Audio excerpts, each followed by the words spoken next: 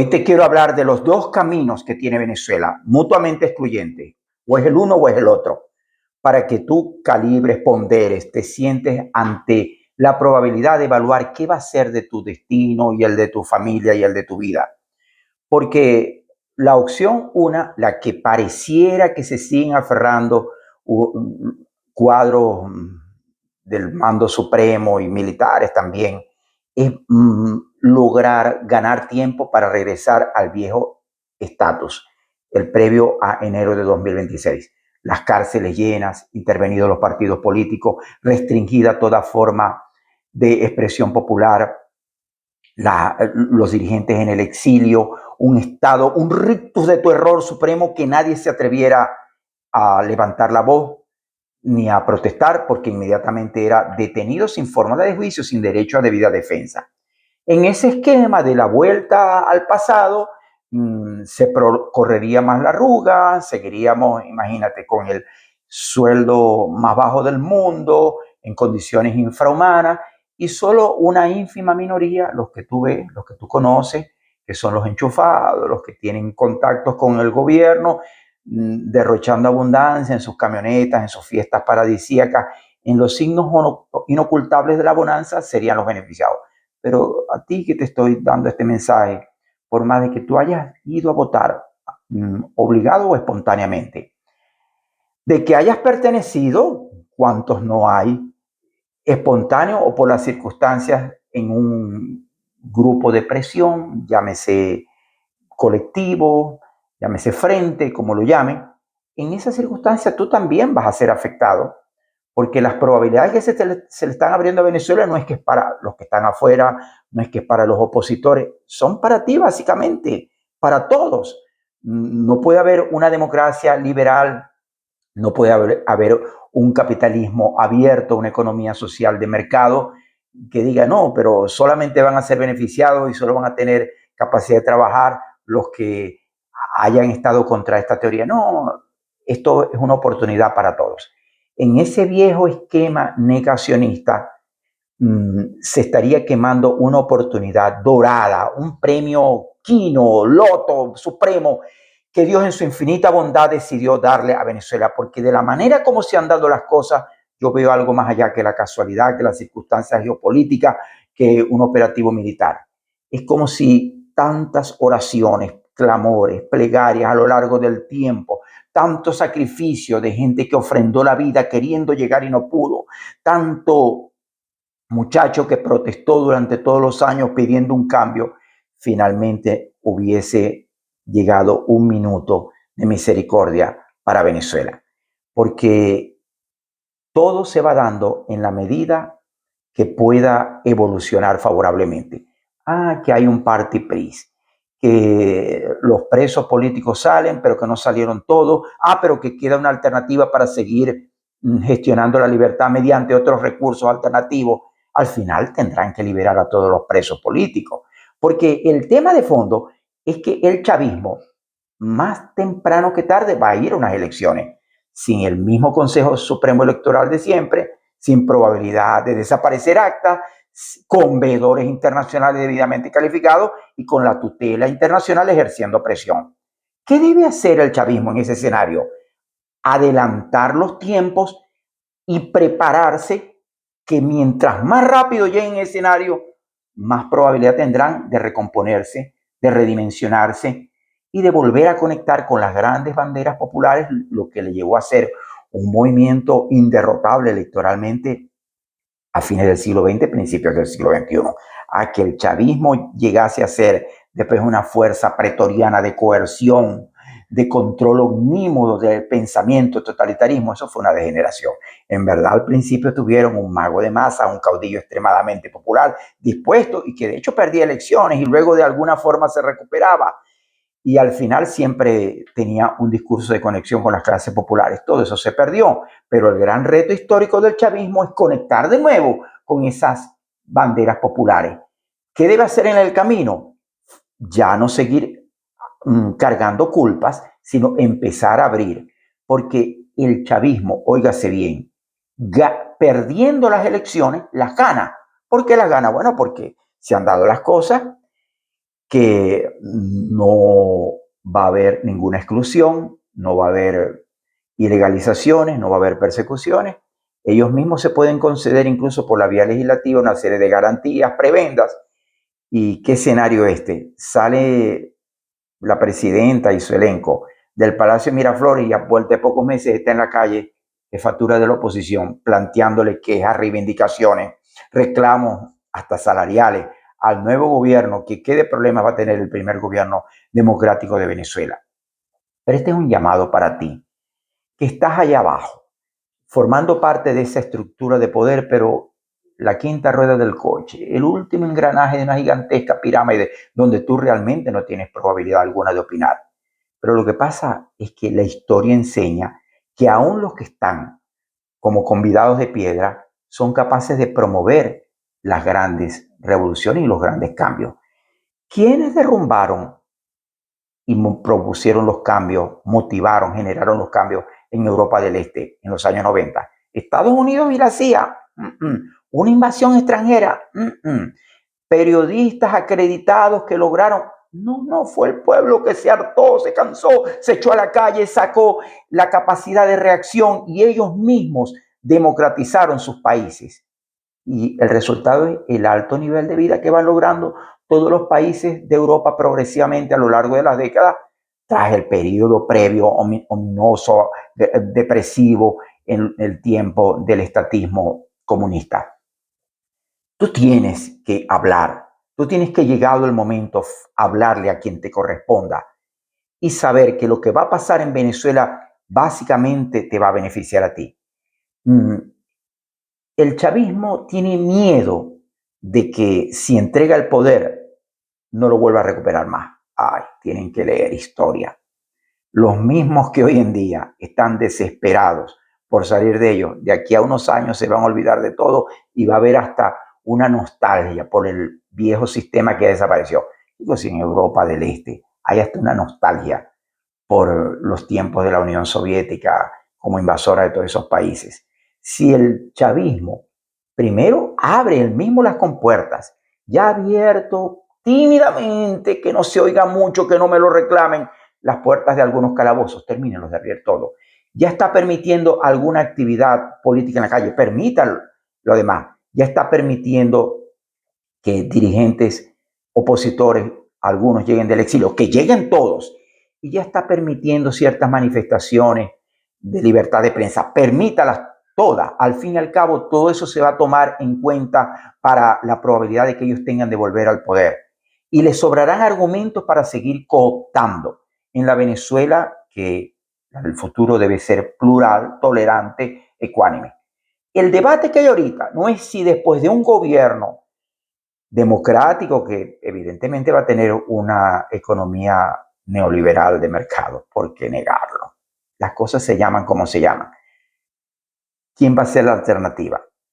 ¿Va a permitir el chavismo que surja otra fuerza, un epifenómeno suyo, y que no sean ellos los que vuelvan?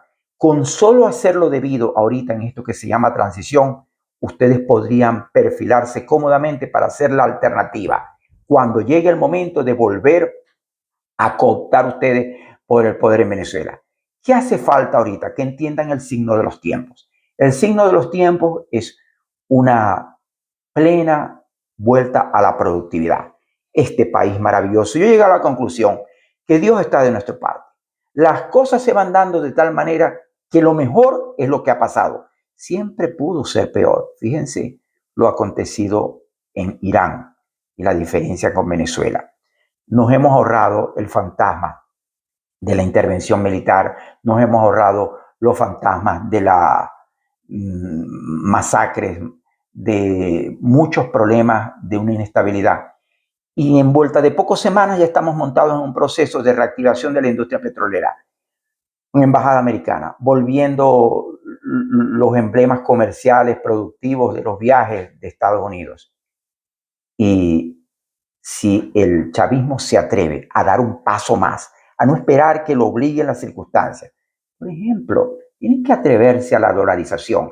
Eso de que los 100 dolaritos mensuales que le dan adicionales al venezolano del común se disimule como un bono y no forme parte de su ingreso.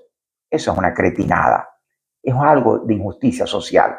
Tienen que homogeneizar el ingreso mínimo y computárselo para las prestaciones. Que mañana pasado debemos llegar a un esquema de prestaciones mixto en el cual el que quiera cotizar al Estado le cotiza al Estado y el que quiera cotizar en un fondo privado como el que tienen los grandes sistemas económicos del mundo también lo haga. Porque cierro los ojos y me imagino a Venezuela dentro de poco con el Bank of America en las calles. Ya American Airlines llegó con los supermercados, con las grandes tiendas, no solo de Estados Unidos, del mundo entero, cooptando, vendiendo, ofreciendo. Ese es el destino de Venezuela. ¿Por qué? Porque es que Dios quiso darnos una configuración de riqueza infinita. No es solo es el petróleo. Si perdiéramos el petróleo o no fuéramos capaces de ponerlo a producir, con la pura riqueza aurífera, la minería de oro, bastaría para que llegáramos a un ingreso por lo menos digno de mínima supervivencia. Pero es que no es solamente petróleo y oro, también es bauxita, también tenemos toda el potencial para el turismo receptivo, para la agroindustria. Nunca olviden todos los días que se vean en la Carramplana que un mango del que cae en el patio de nuestras casas por toneladas en ciertos meses de año, ese mango vale cuando menos $1 en Estados Unidos. ¿Y por qué el mango venezolano, que es dulce, que es un postre, no se puede vender, compitiendo contra los demás que no le llegan? ¿Y por qué las playas nuestras, que son de las más paradisíacas del mundo, no pueden recibir turistas del mundo entero? Hacia allá vamos. ¿Y quiénes van a ser los beneficiados? Tú, básicamente tú, que hasta ahorita has creído que el mundo se va a acabar si se cae el chavismo del gobierno y salen y pasan a la oposición. No, no, no, no y mil veces no. La historia demuestra que son periodos como cíclicos y de aquí a unos años la gente va a volver a extrañar la utopía socialista de reivindicaciones populares, lo que fue el chavismo en su etapa, no luego el Estado para policíaco, represivo, del control social absoluto. Eso sí, nadie lo va a extrañar. Pero tú tienes que entender que allí tú también tienes unas inmensas probabilidades. ¿De qué sirve todo el oro del mundo escondido? Todo el dinero guardado en cuentas en paraísos fiscales. Y resulta que no pueden viajar a un país porque les cancelan la visa o les niegan la entrada o los deportan o hasta los detienen. No, la probabilidad que tus hijos disfruten del derecho a viajar por el mundo entero sin temor a que los escrachen, eso no tiene precio. La probabilidad de volverse a echar a la calle el chavismo, al principio serán pocos votos, después irán sumando. Para eso es el juego democrático, para eso es precisamente la labor de convencimiento, porque esto se trata de un esquema jackpot, el pote de la riqueza acumulada. Venezuela es un país bendecido por Jehová por la inmensa cantidad de recursos naturales. Hasta ahorita una minoría ha beneficiado a otra minoría y la inmensa mayoría se ha quedado por fuera. Ese infame sueldo mínimo del venezolano, menos de $1, que ha persistido hasta abril de 2026. Esa realidad terrible de que tenemos un sueldo mínimo nominal inferior al de Cuba y que países que solo tienen oro como Burkina Faso, por ejemplo, Ghana, tengan un ingreso 70 veces superior al promedio del ingreso mínimo nominal del venezolano. Eso es una barbaridad. Eso es lo que ustedes tienen que resolver antes de irse. Y que el que venga atrás arree y cargue el bulto. Llegar a la dolarización, racionalizar los sueldos de los venezolanos es un acto de justicia histórica. Yo lo estoy postulando desde una página de Facebook que está recogiendo firmas para, mediante alguna de las 3 vías que se abren, sea el petitorio de interpretación al Tribunal Supremo de Justicia del articulado de la Constitución que se refiere al bolívar, pero que no prohíbe expeditamente el bolívar dolarizado. Y saben que en derecho todo lo que no está prohibido está permitido. Luego, por la vía de una iniciativa de ley por iniciativa ciudadana, valga el respaldo, o luego de un consejo, de un referéndum consultivo sobre la materia, pero lo que necesitamos es sumarnos y asumir que hablar de estos temas no es que beneficie a la oposición y arrincona al gobierno, no. Ya está bueno que el gobierno salga también y el chavismo de esa carátula de esa camisa de fuerza que se autoinfringieron, porque, caramba, ¿dónde estaría el chavismo si a tiempo hubiera oído el consejo que todos les dimos en aquellos años cuando comenzaba a arreciar la crisis económica? Y se hubieran atrevido. Tenían tantos ejemplos. Tenían el ejemplo de Vietnam. Que querían seguir siendo socialistas, pero es que socialista también fue François Mitterrand, el que incorporó plenamente a Francia a la Comunidad Europea. Es que socialista también fue Felipe González, el que integró plenamente España a los tiempos de la productividad. Y más socialista que cualquiera fue Josip Broz Tito, que sin definirse prosoviético y tampoco sin alinearse con Estados Unidos, produjo una industrialización de el conjunto de países que él gobernaba. Entonces se llamaba Yugoslavia, surgió Serbia, Croacia, Montenegro, todos esos países, bajo un esquema de prosperidad. Es decir, el socialismo no tiene por qué ser ni intervencionista, ni contrario a la libre empresa, ni suicida sobre las probabilidades que tiene un pueblo. Se puede ser socialista y apostar a la productividad. Se puede ser socialista y apostar a que vengan los capitales privados. No estoy aquí para darle clase de ideas políticas a los socialistas. A ustedes les sobran también teóricos y gente muy ducha. Lo que pasa es que los han tenido arrinconados y los llevaban a reuniones donde un solo tipo, que por cierto, sin estudios ni preparación alguna, hablaba y ellos tenían únicamente que limitarse a aplaudirlo. Llegó la hora que los que estaban allí sentados, el poder, la savia nutricia del pueblo, que es el que cambia los procesos históricos, levanten la voz y que las asambleas que haga el Partido Socialista Unido de Venezuela no sigan siendo lo mismo, para tomarse una foto y respaldar unos supuestos proyectos comunitarios. No, llegó la hora de que tú te empines, de que tú te manifiestes, de que tú declares que eres orgullosamente socialista, pero también venezolano y que tienes familia y que quieres llegar a un estadio de desarrollo, de subsistencia mínima para los tuyos. Porque las probabilidades que Dios, no es un país, no es un ciudadano en especial de otro país, Dios con su infinita bondad nos está dando, es la probabilidad de reactivar la industria petrolera. En eso andamos. De reivindicar la industria aurífera de la extracción del oro. ¿Cómo es que durante todos estos años ha seguido la exportación subrepticia sin rendirle cuenta al fisco nacional? Lo que han hecho los garimpeiros durante todo este tiempo allá en el oriente del país es criminal, es bárbaro ante la completa dejación.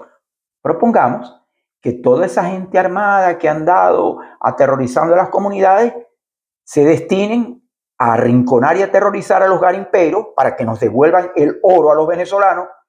Y si, bueno, hay un eufemismo, hay un prurito, piensan de que todos los que lleguen allá se van a meter el oro en los bolsillos y que no va a haber, bueno, vamos a una licitación internacional. Ahora es que hay empresas auríferas y mineras en general con capacidad técnica, prestigio, sistemas de control que pueden por lo menos pagarle un royalty, una cuota mínima de producción. Y con eso solo Venezuela ya estaría dando otros pasos acelerados hacia un justo ingreso que distribuido equitativamente, pero no mediante limosna, de paqueticos de comida, de depósitos cuando adquieren, no, mediante un ingreso dolarizado, el bolívar dolarizado, que debería montarse en eso, deberían atreverse ustedes ya, que sea el polo de referencia. También podemos, con solo devolverle las calles, el derecho a transitar, la garantía esencial de vida, de bienes a los venezolanos y turistas, ya de nuevo se llenarían nuestras playas. No hay más que Mochima, no hay más que Chichirivichi, no hay más nada que Higuerote, Tucacas, Bahía de Cata, Playa Medina, o me duele la boca de mencionar los lugares donde fui feliz tantos años sin presentir las catástrofes que después sobrevivirían. En los años terribles que han pasado me pregunté por qué yo no hice como tantos amigos míos y me fui de joven al exilio y tener un plan B. Es que yo estaba tan terriblemente enamorado de Venezuela. He amado a Venezuela con la pasión que se ama a una mujer carnal, física. Los gringos tienen una palabra específica para eso, infatuated. He vivido infatuated por Venezuela, porque es que Dios me dio la oportunidad de conocer a Venezuela desde joven. La rodé carretera por carretera. Anduve por la carretera del llano. Descubrí esa maravilla que se llama el estado Sucre, donde en mi modesta opinión estaba el huerto del Edén. Porque es que resulta que más allá de Margarita, de los lugares emblemáticos de Venezuela, más allá de lo que es Mérida, resulta que los Andes venezolanos, también Táchira y Trujillo, tienen unas Méridas chiquiticas, que son cada pueblito, cada postal. Y debemos de apostar a reivindicar la probabilidad de volver a transitar por esa Venezuela sin miedo que nos quiten el carro, superando ese escollo infranqueable que ha sido hasta ahorita las alcabalas.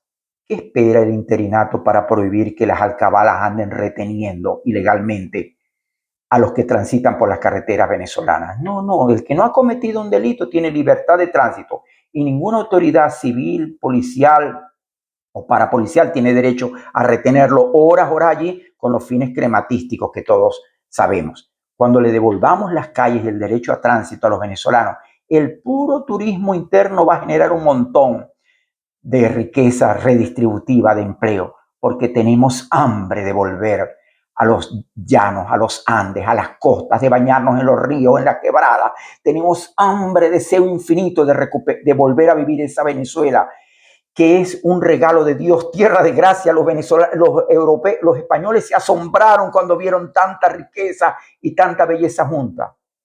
Y nosotros, a muchos, tocó salir a buscar otra alternativa en otros países, que sencillamente por diferencias lingüísticas, culturales, o porque cada país tiene sus propias crisis para venir a tratar de resolver las nuestras, no era nuestro destino, no era nuestro lugar de acogida.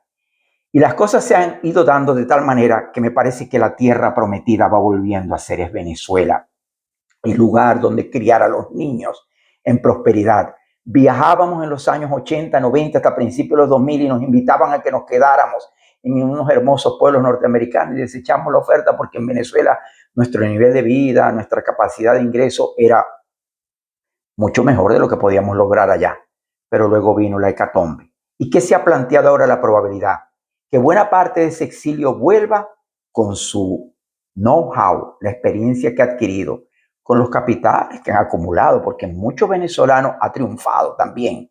Y esos venezolanos, en cuanto les garanticemos que van a poder invertir aquí, ¿cómo van a andar invirtiendo en un país distinto al suyo si saben que aquí es el país donde históricamente llegaron los portugueses, los españoles, los italianos y no se fueron más? Ustedes saben que hay una cantidad de portugueses, italianos, españoles que ni en los peores años de la carramplana, 2017, 2018, 2019, 2020, cuando la pandemia, no se fueron de Venezuela, prefirieron quedarse allí. Primero porque se enamoraron, quedaron infatuados, como nosotros también, de esa tierra y de esa maravilla de bendición permanente. Pero es que también que saben que en Venezuela se vive bien, con mucho menos en comparación con aquellos países. Todo ese esquema de prosperidad, de riqueza, te espera a ti, amigo chavista. Tú que has formado parte de las brigadas de coacción, de esa estructura de control social que ha mantenido arrinconado. Además, te digo que tú también has sido víctima de ese esquema, porque resulta que pretendiendo salvar la limosnita, lo que te han dado, te has autolacerado, te has victimizado, has cerrado tus oportunidades, te has negado a recibir lo que en esencia, en un esquema de apertura, de país democrático, de economía social de mercado, te correspondía. ¿Por qué esperar que nos sigan dando la bolsita de comida y el bono de la patria y lo que llega cuando ellos quieren, con la frecuencia que la realidad les impone hacerlo?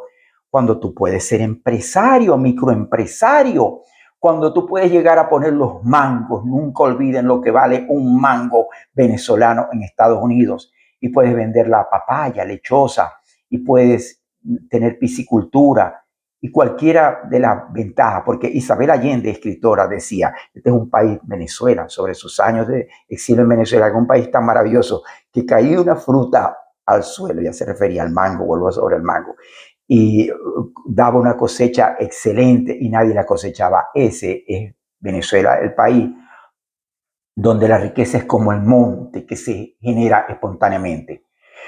Pero vamos descubriendo la calidad del país que tenemos. Esta debe ser una apuesta para que reivindiquemos la política. La Cuarta República empezó a naufragar, el Titanic nos llegó y no nos dimos cuenta cuando las élites perdieron la capacidad de saber qué era lo que decía el pueblo profundo. De la misma manera, el proyecto del chavismo se contradijo, se enfrentó, comenzó a naufragar cuando perdió la conexión con las grandes capas populares. Y todo comienza por la reivindicación de la política. La política es la más importante de las actividades humanas. Se equivoca un médico, se afectan, mueren varios pacientes. El ingeniero deja el edificio torcido, el arquitecto el diseño es defectuoso. Ay, pero cuando se equivoca el estadista, lo pagan con sangre, sufrimiento, destrucción, dolor y muerte, generaciones enteras. Fíjense lo que ha pasado en Venezuela por el error tras el error y la omisión y el querer disimularlo todo. Reivindicar a la política, abrir la economía al mercado, aceptar nuestro destino. Estamos condenados, óyase bien este pleonasmo, a ser ricos. ¿Por qué ajustarnos a un destino pobrerista de autoconmiseración, de languidecer, de aprovechar las migajitas que nos quieran dar? No, cada venezolano, la experiencia de estos años demuestra que puede convertirse en un empresario, un emprendedor próspero y que tenemos toda la infraestructura. Que por ahora las carreteras están, como ustedes saben, y se han caído puentes, y también el sistema eléctrico nacional es un caos, y se abre la llave del tubo y no llega el agua sino hasta dentro de 2 meses. Pero eso es fácil resolverlo. Yo aplaudo desde este espacio lo que anunció la presidenta encargada, Delcy Rodríguez, de que se va a valer de compañías norteamericanas y alemanas, Siemens es alemana, de alta experticia para resolver el problema eléctrico. Atrévase a más, presidenta. Yo no voy a votar por usted, no pude votar tampoco por Chávez, ni siquiera en la época que hacía cosas que yo sabía que eran buenas, porque es que las convicciones son más profundas que la emoción del momento. Yo no podría votar jamás por usted, pero estoy seguro que si usted se atreve y otorga concesiones y profundiza el acelerador, le mete la chancleta a fondo en esa alianza funcional con los sectores de la producción, no solo de Estados Unidos, sino del mundo entero, y que vengan los japoneses aquí con su experticia, y los alemanes son capaces de resolver nuestros problemas en muy poco tiempo. Ellos reconstruyeron un país desde la nada 2 veces en el siglo XX, y fíjate que lo volvieron a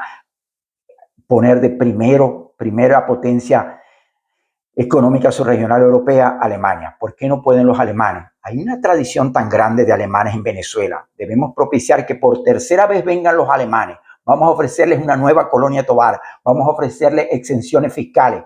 Vamos a decirles que vengan a hacer lo que ya hicieron en el siglo XIX y a principios del siglo XX y que nos ayuden a apuntalar. Por ejemplo, el café y el cacao venezolano, que ellos fueron los que dirigieron esa industria tan estratégica que permitió a finales del siglo XIX mantener sin quebrar a la Hacienda Nacional a pesar de las guerras civiles, porque ahí estaban los alemanes.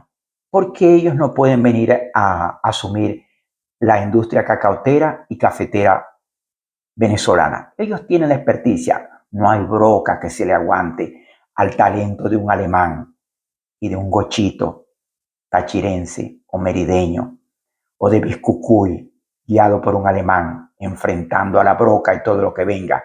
Y a vuelta de poco tendremos de nuevo el café venezolano, que por cosas del destino es más aromático, más oloroso históricamente que el de todos esos países que quieren decir ahora que son potencias cafeteras.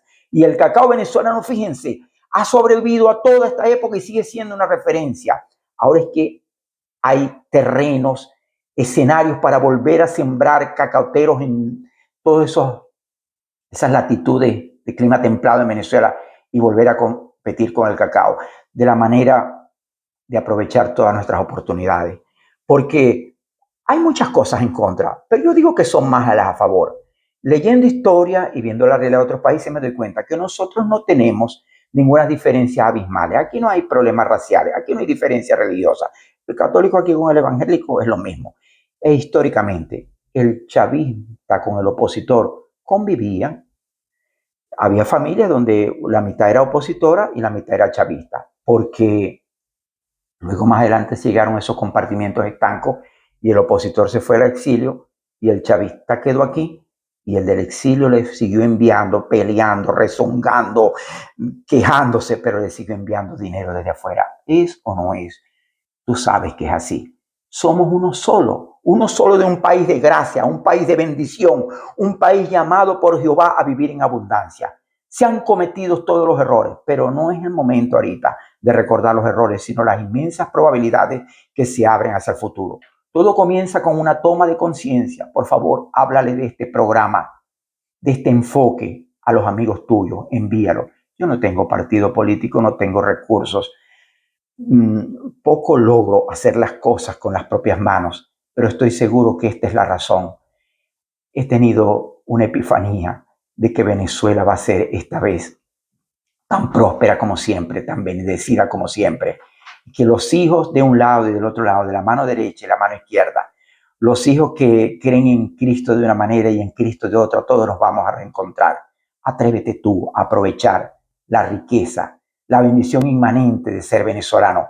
Cruza el puente, llégate hasta la mitad y abrázate con el otro. El destino de Venezuela es grande, pero todo empieza por ti, que has sido el convidado de piedra en las grandes revoluciones, en los grandes cambios de la historia. No debemos seguir esperando que desde afuera nos resuelvan el problema. Esta es la hora tuya. Por ti, por tus hijos, por tus nietos, y todos bendecirán lo que logres hacer en este tiempo único y mágico de la definición del destino nacional. Sigan este tipo de programas por este canal, recomiéndenlo, que no tengo otra manera de decir lo que el deber romántico venezolanista me pone en el corazón. Hasta la próxima vez de este espacio.